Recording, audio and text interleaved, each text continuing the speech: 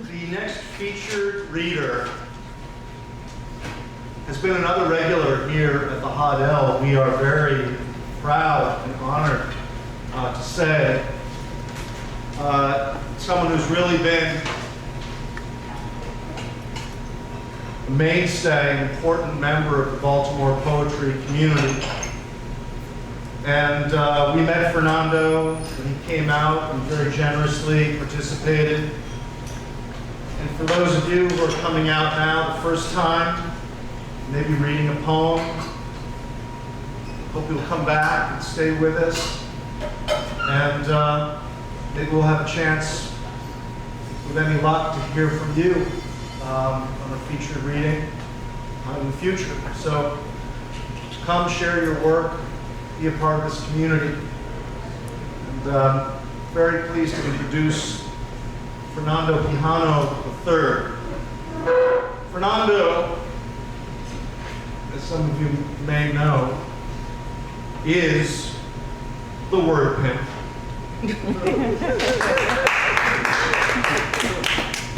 He has served as the president of the Baltimore chapter of the Maryland Writers Association, as well as the vice president of the statewide organization. His op-ed column, From the Bottom Up, was featured on theurbantwist.com. Fernando's work has been featured in Welter, Smile, Hun, You're in Baltimore, Baltimore Fishbowl, the poetry anthology Life in Me Like Grass on Fire, and the speculative fiction anthology Red Lines. He's been a featured performer at the Baltimore Book Festival, Stoop Storyteller, and The Signal on WYPR. In his spare time, one wonders how he has spare time after all that. He volunteers to lead free writing workshops for Baltimore's underserved communities, particularly with inmates and ex-offenders.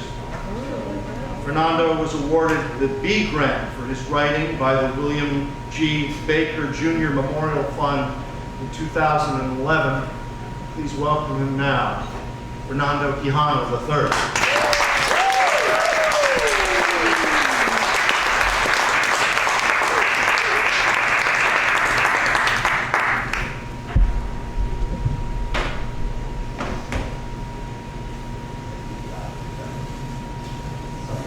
Short here, so I'll with adjust everything line item.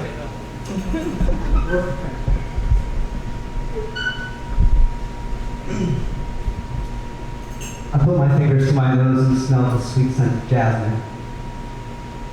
It seems amazing that once I touched her, the scent never went away.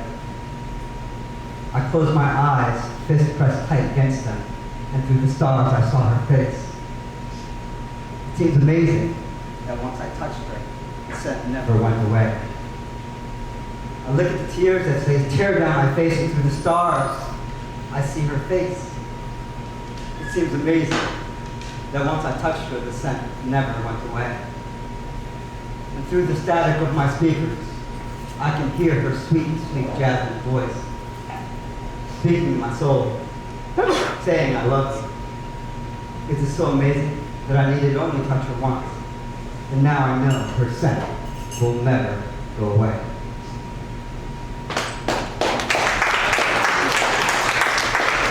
Very good. Hold on. I'm going to worry about the batting going out. Yes, it is good. You hear that? Testing. Testing. Swap it out.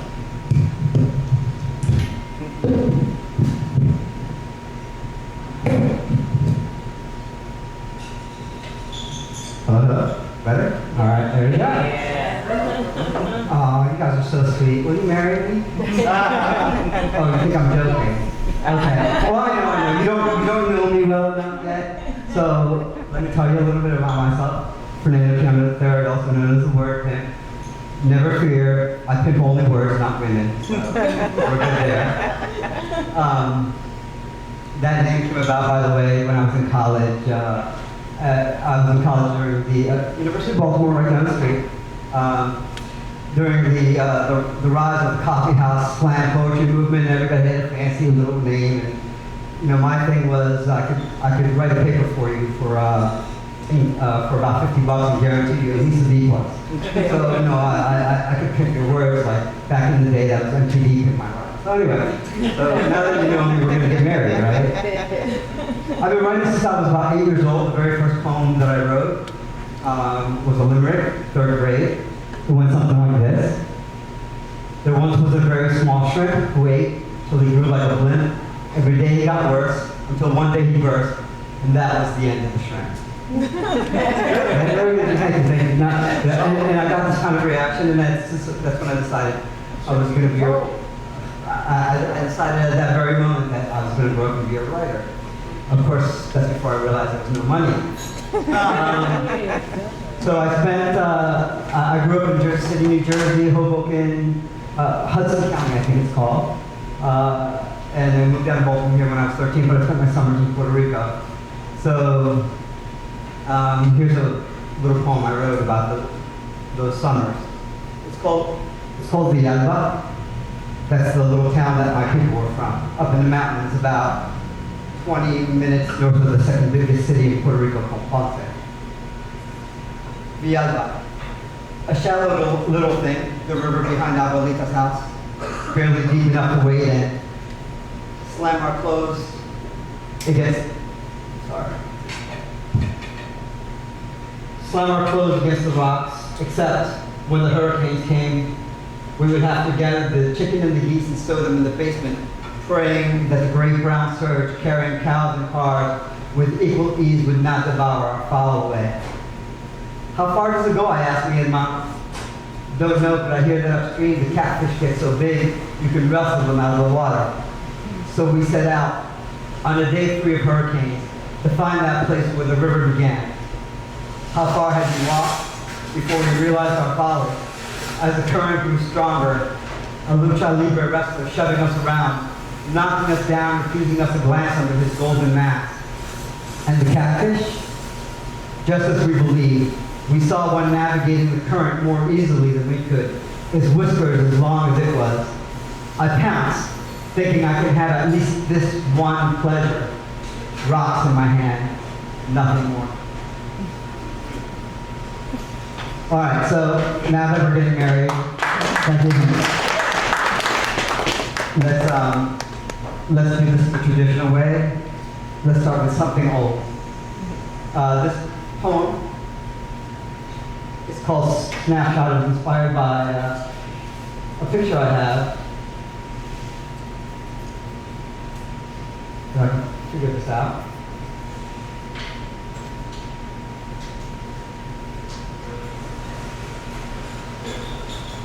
Here we go. All right, so I don't have very many pictures of my family growing up, but this is one I have. This is the one that inspired this poem. You can see all of us here. That's right.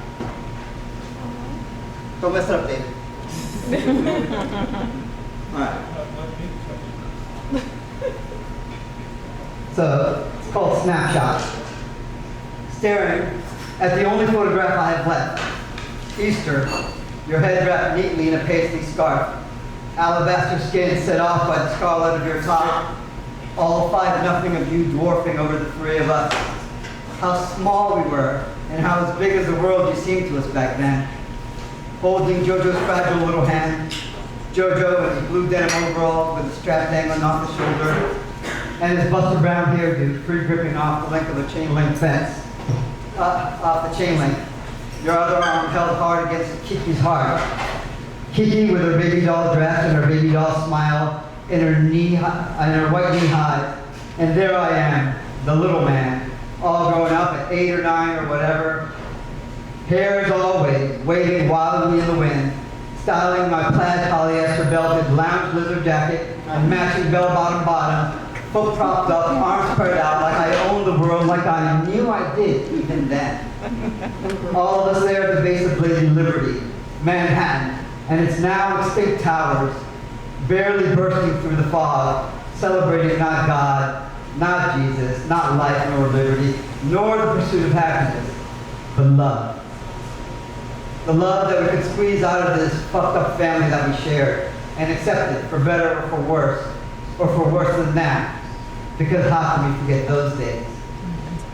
I stare at this, the only photograph I have left, and I imagine the others. The ones I don't have, the ones lost, the ones destroyed, even the ones that never existed. Like the picture I never took of you during one of your days for days, lounging and lost in your euphoria, hiding from problems I didn't, still don't quite understand.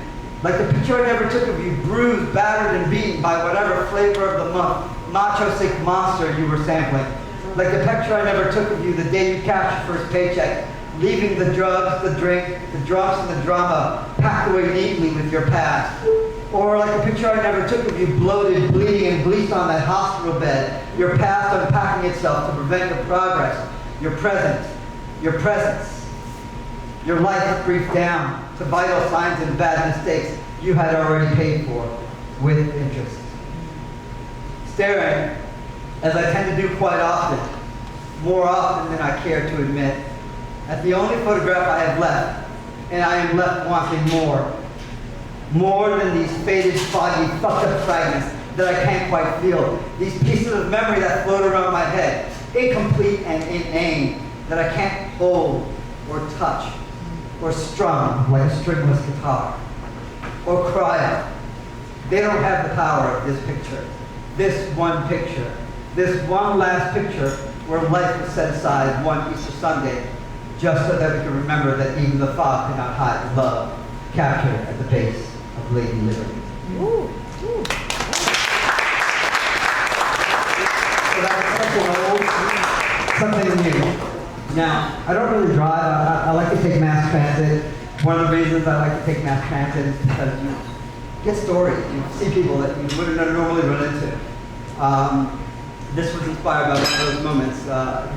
By a moment at the Mondawmin subway station. We're going to call this a prose poem for the sake of this particular moment.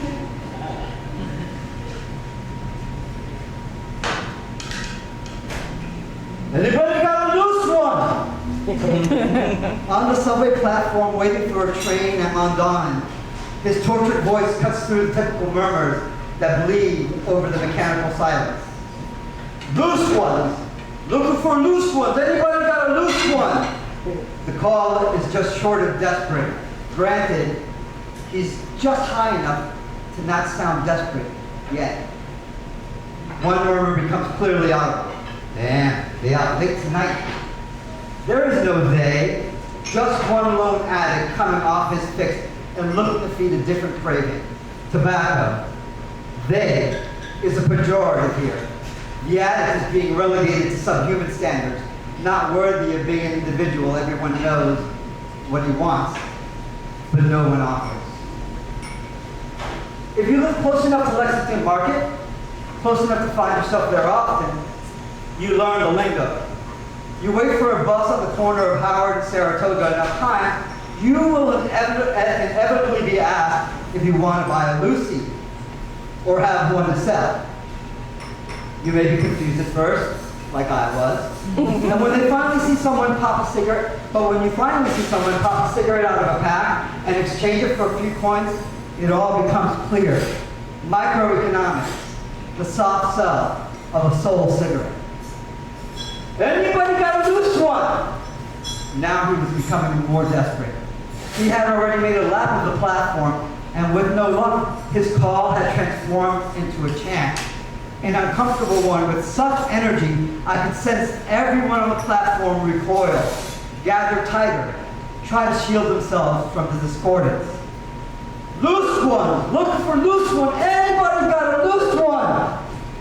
I know better. As he approaches me, I try to avert his gaze. I'm not trying to interact. I have my earbuds on, playing nothing, my shield against the world. But I also know better than to be completely unguarded. I observe him peripherally, noticing the staggering cadence of his walk, his gray, unkempt crop. He looks old, but addicts can be deceiving. You never really know if one is old or just prematurely aged from constantly poisoning himself. He looks old, but mostly he just looks hollow, like his soul has been eaten away, left with nothing but a drying husk. Shit! He's looking at me. Betrayed by my curiosity, I've inadvertently made eye contact. I don't know if I can handle this energy now. I've just spent the past couple of hours consulting an old friend, being the ear she needed, offering a shoulder and a bit of hope. I've had my fill of desperation for the day. Any more could be wounding. Leave me so raw that I'll spend the next few days in self-induced solitary, hiding from the world in a bed I'll be unable to sleep in. Just toss, pretending sleep will come eventually. Loose one, he asked? Even his eyes are hollow, his gaze dying, not dead yet. I take a deep breath. Before I can let it out, I hear someone say, "Hey brother, how's it going?" in a soothing baritone. An officer had made his way to the platform, had reached the attic. There's no acrimony, no aggression, just brother, from an MTA police officer whose build was as daunting as his voice.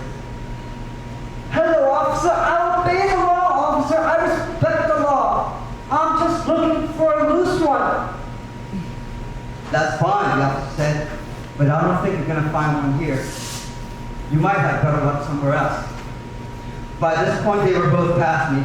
The officer was herding the attic towards the escalator, his broad shoulders dwarfing the small, broken man. They continued in now inaudible conversation. The rest of the platform finally loosens up as the desperate energy dissipates like lungs after a fit of coughing. Everyone is free from having to face their reflections in the eyes of a hollowed one. We all have hollows, and hate to be reminded of how close we are to becoming completely, tragically empty, looking for our own Lucy's in a world that has none to offer.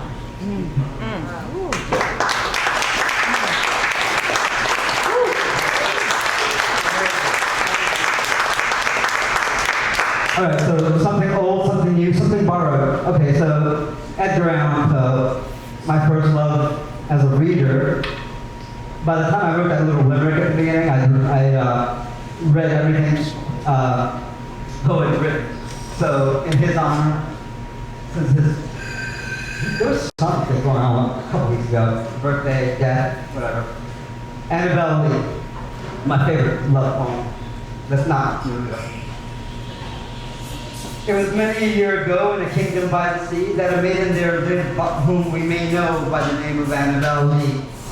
And this maiden, she lived with no other thought than to love and be loved by me. I was a child and she was a child in this kingdom by the sea, and we loved with a love that was more than love, I and my Annabelle Lee, with a love that the winged seraphs of heaven covered her and me.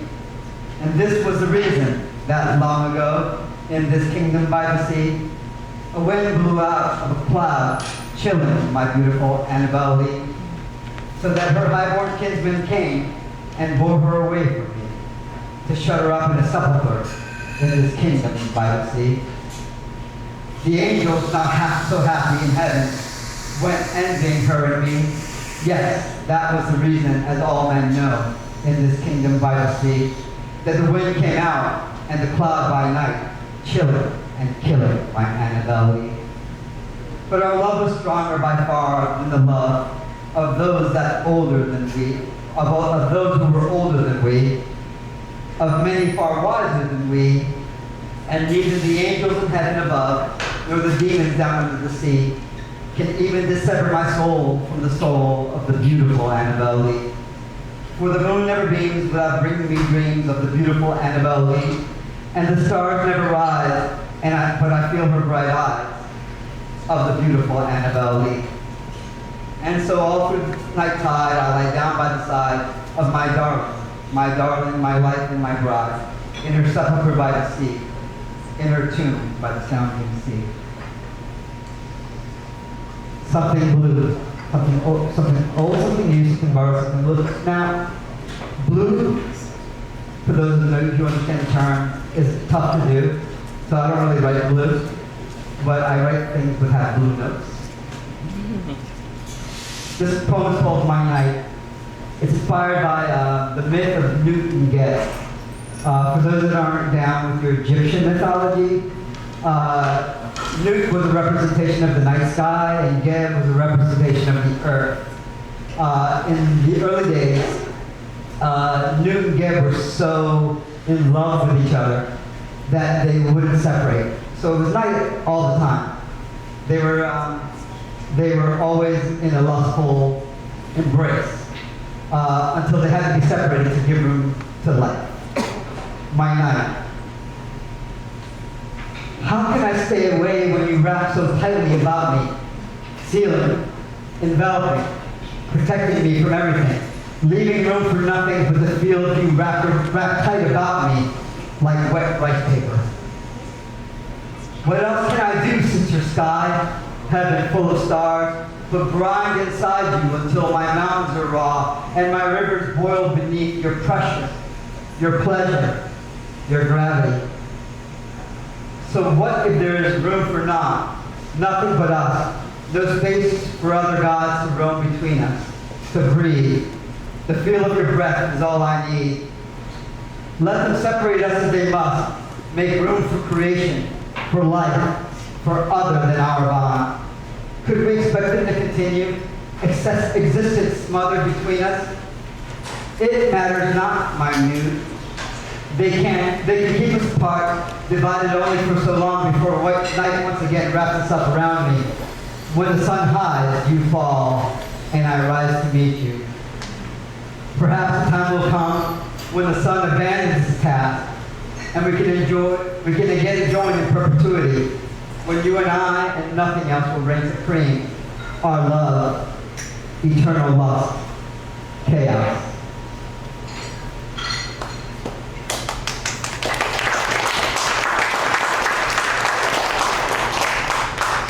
Okay, so now that we're married, we're almost married, because this is official.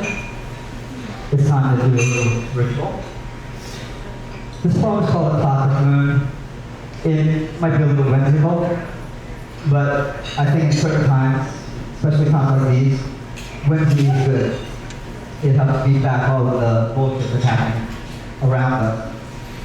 This poem is called A Clock of the Moon. I dreamt of a clockwork moon, face failing, falling, revealing an intricacy of spring, an intricacy of gears and springs and cogs and things, and a pendulum that slowly swings and pulls a string that weaves our blessed universe together. I saw us singing to a clockwork moon, praising her in harmony, raising arms in unity, revering her, and I could see humanity dancing, supplanting its foul tendencies in favor of a new reality.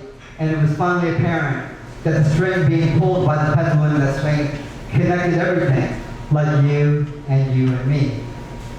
I dreamt of a clockwork moon suspended in a blue-black sky, now free of its flimsy disguise, illuminating everything in sight, a glow from which nothing could hide, nothing wanted to. Finally, the strings that connected everything, to you, to him, to her, to them, and back again were obvious. No one was willing to return to the thought that we were all alone. I dreamt of a clockwork loom. You know her as just our moon. But close your eyes and stretch your mind, and you too will feel the fine tapestry of the universe she weaves. Once you do like me, you too will dream of strings and all the things connecting us to the vastness of infinity. Thank you, everybody.